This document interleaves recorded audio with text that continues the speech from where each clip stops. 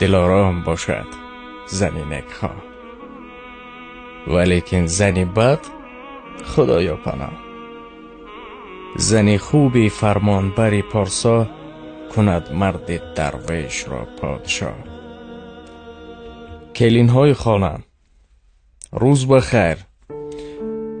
یک چند موضوع روز است که خواستیم اطراف این صحبت کنیم.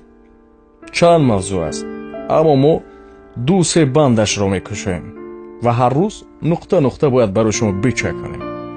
بسیار زنها میگویند که چرا در باره زنها گپ میزنید در باره مردها نه؟ حالا این سوال رو جواب پیدا خواهید کرد در برنامه دیگر. اما یک معمای بزرگ است، چون در باره کلین گفتیم که چند قدر دشوار است و این است و آن است و باید هر مادر چگونه ای که کلین دوست می‌دارد باید دخترش را همین گونه تربیت کند. گفتیم و دیگر یک معمای بزرگ است بین کلین و خوشتامن. بسیار کلین ها میگن که خوشتامنی من میجکد، جکیدن میگیرد. همین طور است. بله، خوشتامنی من ما راست میگن، خوشتامنی من این است. خوشتامن فیض دارد کلین ها. بودن خوشتامن برای شما فیض است. یک مثالش را میارم. اگر خوشتامن در خانه نباشد، اگر خوشتامن بر شما نجکد، شما خواب میکنید سریال تماشا کرده. همین است، خواب میکنید، از خواب فربه میشوید. من نخواستم دغلتر فهمونم، خلاص فربه میشوید. بعد پگه شکایت میکنید، زنگ میزنید، میگید که امشب شوهرم به خانه ناومد. من میدونم کجا بود، من میدونم کجا بود، من میدونم کجا بود. یعنی بودن خوشتامن برای شما فیض است که شما را میگوید که سحر خیز، این کن، وای کن. جکیدن خوشتامن برای شما فیض است. بودن خوشتامن برای شما فیض است. اگر که او نباشد و نجکد، شما خواب میروید، پاچک بالای پاچک خورده خورده فربه میشوید، بعد شوهر از شما دور میشود. این یک خصلت است و چون میگفتیم باید فراموش نکنید. هر کلین که تو پگاه خوشتامن میشوی، چگونه دوست میداری که معامله رو با تو کلینت بکند. بگذار خوشتامنت بد باشد، بگذار. ما در چند موضوع گفتیم که خوشتامنان را که رفت و کلین بسیار قیصر باشد و کلین بسیار یک رفت باشد و این بگذاریتش دوره کلین بودن تان را فکر کنید و بخشیدش، شاید اصلاح بشود در زندگی. و این خاطر بعد میگفت که بیرفت 5 نوبت بزن بر درت، چو یار موافق بود در برد. در باره زندان قاضی سعدی بسیار یک سخن خوب گفت. اگر که خانه بیایی و در ابروی زن گره باشد، قباخویش کشال باشد، زندان قاضی به هست از آن که درایی که ابروهای زن قباخوی زن کشال باشد. به چه خاطر مثال میور زندان قاضی یک چخوری میکفتند، انسان ششته نمیتوانست، راست میایستاد. این گونه زندان بود. همون زندان به هست میگوید از اونه که خانه بیایی که ابروها. یک چیزی بسیار نازک است، این رو باید شیار کنید. همین شوهر که آمد به خانه، با چهره کشاد او رو استقبال گرفتن، یعنی تبسم. اگر که گوید السلام علیکم مردک جان، همین عبادت است. انا همین عبادت است. چیزی عادی را اجرا کنید. مرد میبیاید، نه سلام نه علیک، در هر کاری باشیم، نان آوردید، چای آوردید، نمک آوردید، چی آوردید، برای چی آوردید، چی شد؟ همین گونه است در زندگی. چرا فلان یک بار نمیپرسیم که در کدام حال بود، تبش خیره است، چی است، پول داشت یا نداشت یا چیزی دیگر. موضوع خیلی زیاد هستند، من میدونم. باز میگوین که با همین زنها همش از شما شروع میشود. یک مثال عادی تان میارم، دیگر هر کار میکنید بکنید.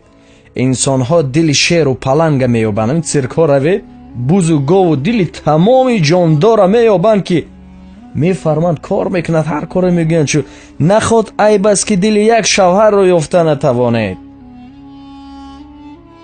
یک بار در زندگی تجربه کنید، بیوید که الده کنید مرد را.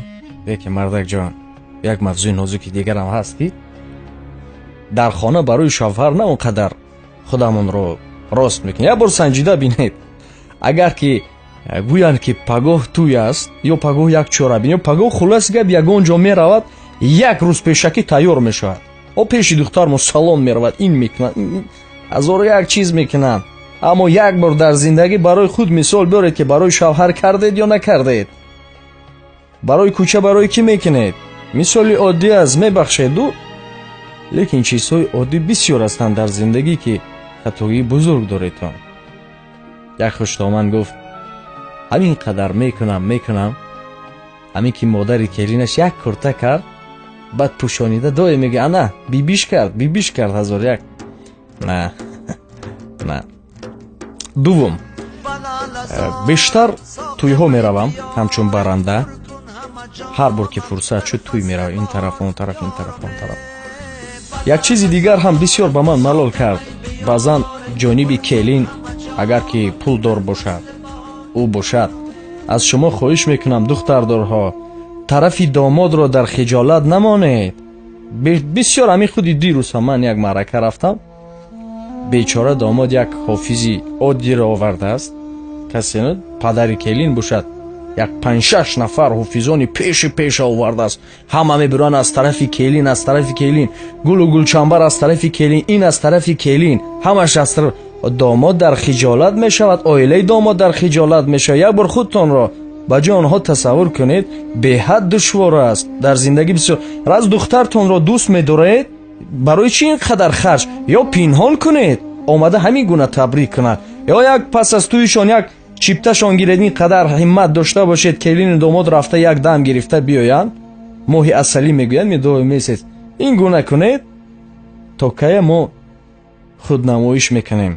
бовар кунед, агар хушбахтии духтартонро мехоҳед, зинҳор худатонро аз тарафи домодор боло нагиред. агар 100 доро бошед, ҳар коре мекунед вало пинҳон кунед, ба хотири хушбахтии духтаратон. бовар кунед, бениҳоят бисёр дидам ки ҳамин тӯйҳо фалон ин кардан, ҳамаш келин. домодро мебинӣ дар ҳаяҷон аст. домодҳо, мо ҳама наберагони имоми аъзам ҳастем.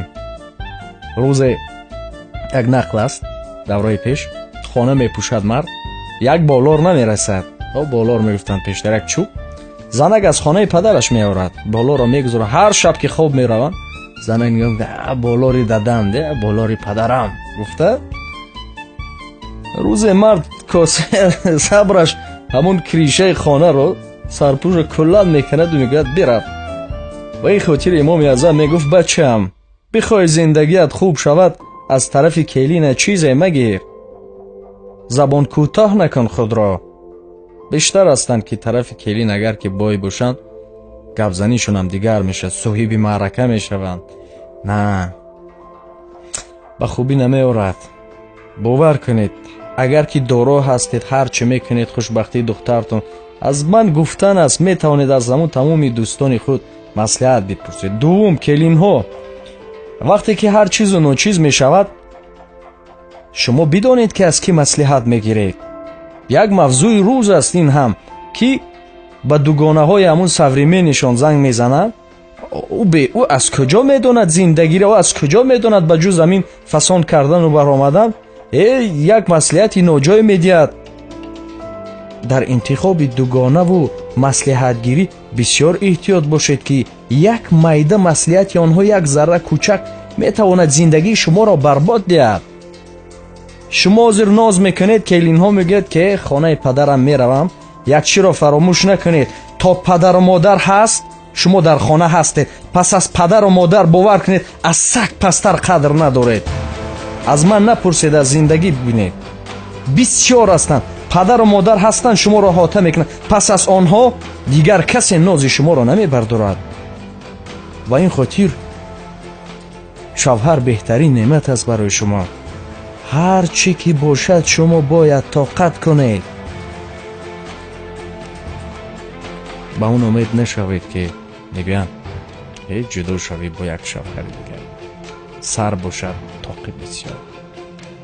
аввал будагӣ тоқиро саришта кунед, хуб нигоҳш доред. бовар кунед, ҳазору як шавҳар бад бошад, шумо як бор рафторатонро дигаргун кунед. бовар кунед, марда шумо дигаргун карда метавонед. марда мард мекунед шумо, номард ҳам мекунед шумо. ҳар хатогие мекунад дар гулӯяш нагиред.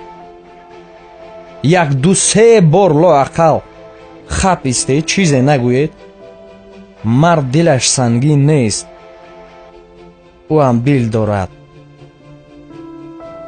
мефаҳмад хатогиашро, ислоҳ мешавад. лекин зинҳор бар зидаш нахезед. рашкҳои беҳуда накунед. рашкҳои беҳудаи шумо ба ҳеҷ ҷо намеорад. шавҳоро дунбол накунед, нагардед. агар хоҳад дар паҳлӯтон зан мегирад, бовар кунед, агар ки хоҳад ҳамин гуна мекунад, бачаҳотон якдигар бозӣ мекунад ба монанди бачаи ҳамсоя, шумо намефаҳмед. ба ин хотир зиндагии паҳлӯ нагаштем ки мегузарад. паҳлӯ нагаштем мегузарад. тамоми уламоро ҷамъ кун, як сонияро ба қафо гардонда наметавонанд. як сонияро тамоми уламоро ҷамъ кун. ба ин хотир будагӣ вақтро эҳтиёт кунед, самаранок истифодаш баред. ин як мавзӯи рӯз буд. аммо суҳбати мо идома дорад. ҳатман бар хоҳем гашт. келинҳо, як бор келин шавед. ва ба шумо ваъда медиҳам ки дар бораи мардҳо ҳам гап мезанем. фақат шумо як бор келин шавед, зани хона шавед, баъд ба шумо гап мезанем.